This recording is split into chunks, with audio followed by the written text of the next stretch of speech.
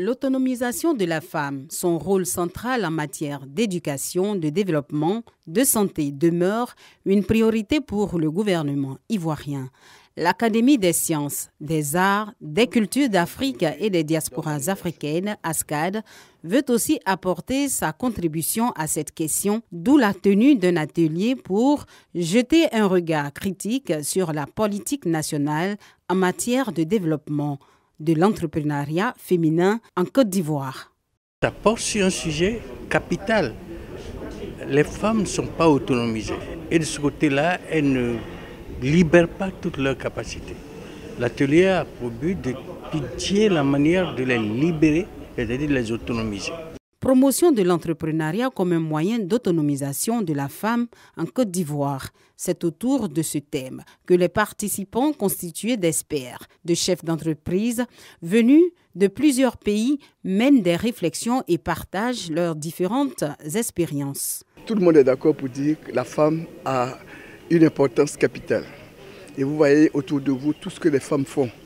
Mais seulement ce qu'elles font, c'est que ce n'est pas organisé. Chacune se bat pour, n'est-ce pas, faire survivre sa famille. Mais nous estimons que si on les organise et on a déjà une loi, mais si on s'organise un peu plus, elles pourront apporter beaucoup plus. L'entrepreneuriat féminin est très important et je pense que les femmes sont le moteur de beaucoup de choses au niveau de notre pays, au niveau du monde. Donc une fois que les femmes se mettent à l'œuvre, je pense que les portes sont ouvertes pour que le pays puisse se développer correctement. Cet atelier bénéficie non seulement du soutien du ministère de l'Enseignement supérieur et de la Recherche scientifique, mais aussi de celui du Premier ministre Patrick Achi, parrain de cet événement. L'influence des traditions sur l'entrepreneuriat féminin, les mécanismes d'appui aux femmes sont autant de thèmes abordés au cours de cet atelier. 21 personnes sur 47, toutes des opérateurs économiques engagés dans le développement de la Côte d'Ivoire, ont été distinguées à l'international. Une initiative de l'organisation internationale en charge de la promotion des champions nationaux. Encourager des gens qui sont imprégnés dans ce qu'ils font, qui croient en ce qu'ils font, et je pense que la motivation valait la peine. Il faut davantage dire merci et manifester sa joie d'être honoré, d'être distingué aujourd'hui. Mais ici, la particularité, c'est le fait de non seulement distinguer des personnes, mais de leur permettre de rentrer en contact avec des opérateurs avec lesquels nous allons pouvoir travailler. Ces opérateurs récompensés interviennent dans le secteur de l'éducation avec la construction et la réhabilitation d'écoles, du logement et également dans le domaine juridique. C'est un plaisir pour moi d'être ici pour la remise du prix d'excellence catégorie études notariales. Aujourd'hui, le notariat ivoirien a besoin de se faire connaître et d'être rehaussé. Une façon de les inviter à travailler davantage et à se surpasser pour atteindre, si vous voulez, la croissance de leurs différentes activités, de leurs différents cabinets. Cette cérémonie de distinction, dénommée Prix d'excellence internationale, s'est déroulée en présence de plusieurs autorités des Émirats à Dubaï. Ils ont salué les progrès enregistrés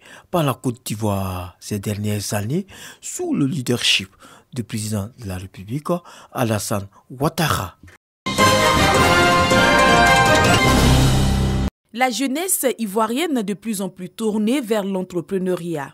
Source d'autonomisation, de développement et d'indépendance financière, ils sont nombreux ces jeunes qui aspirent à un avenir axé sur l'entrepreneuriat. L'entrepreneuriat est très important pour la jeunesse parce qu'elle peut permettre à toute personne, étant jeune après sa sortie de l'université, de pouvoir entreprendre quelque chose, ainsi de pouvoir être indépendant. Il ne faudrait pas que la jeunesse ivoirienne ait peur d'entreprendre.